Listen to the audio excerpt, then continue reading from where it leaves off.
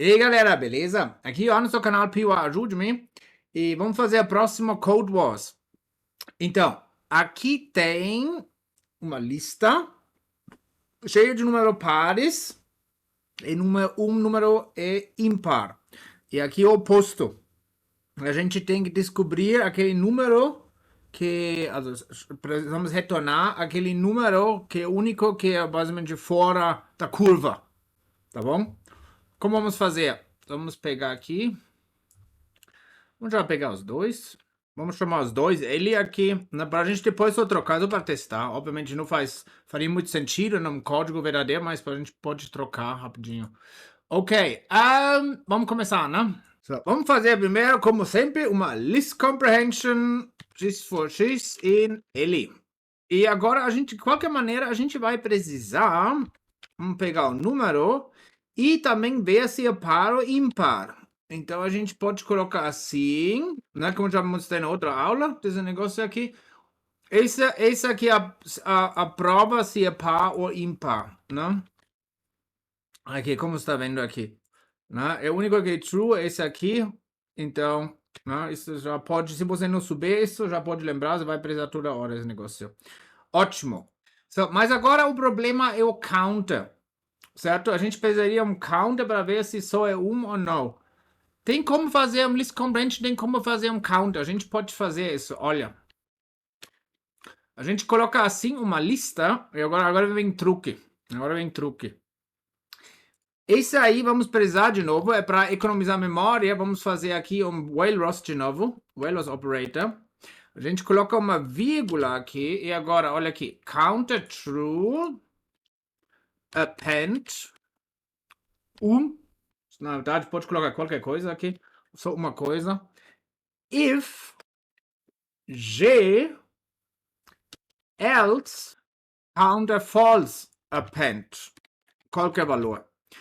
Esse aqui, basicamente, que faz isso? Esse está definindo aqui, also esse, como acabou de ver, true ou false, mas agora com o while loss operator, que também já fiz uma aula, você deveria aprender, isso é muito legal. Esse variável agora é válido aqui dentro. Então a gente pode falar, olha, adicione um valor, pode ser qualquer um, pode ser colocar 2, 3, non, né, como você quiser. Se provavelmente que menos memória, provavelmente é isso aqui. Eu não sei qual data type usa mais memória internamente, mas o bool provavelmente deve ser um dos que usa menos. Então vamos colocar só aqui em true, aqui também true. E como já falei, pode ser qualquer coisa. Então, if g, esse quer dizer, if g, né, esse negócio de truth, né, que eu também fiz uma aula, isso é suficiente, a gente não precisa colocar isso. Você pode, mas não precisa. Else, a gente vai colocar um false, né? Então, o bagulho é false, então aqui. So, então, quando a gente vê isso, tem esse non agora, né? Esse obviamente não precisamos, mas sem problemas, a gente pode simplesmente cortar isso. A gente faz assim. So, e agora, mas nosso counter true, né? E counter false, eles agora têm valores que a gente pode verificar com len. Né? Então, isso já é ótimo aqui. Então, vamos chamar isso de R, um variável. Hoje não vamos fazer não em uma linha só. Se o len for counter true, a gente quer números pares. Se não, é números ímpares. Né? Então, a gente pode fazer assim. False, if len, counter false, é else true. Agora, assim a gente pode verificar aqui. True. Então, a gente está procurando número par. Agora, vamos mudar esse nome aqui. False. Então, está funcionando esse aqui. Né? Como eu acabei de inverter de novo aqui if-else. Assim você consegue colocar um if-else numa linha. Né? Você pode, obviamente, fazer também if len é bagulho false, else true. Mas aqui economiza espaço, né? Bom, e agora vamos fazer um bagulho um pouquinho doido. Vamos colocar dentro de uma list comprehension. Então a gente coloca x for x em R. If x, agora preciso ver. Cadê? If x if x Agora a gente pode colocar aqui is. Você acabou de ver, né? Esse aqui está retornando um boolean, mas a gente precisa colocar entre parênteses. Então, boolean se compara do melhor jeito assim. Tá? Bom, e agora vamos dar uma olhada.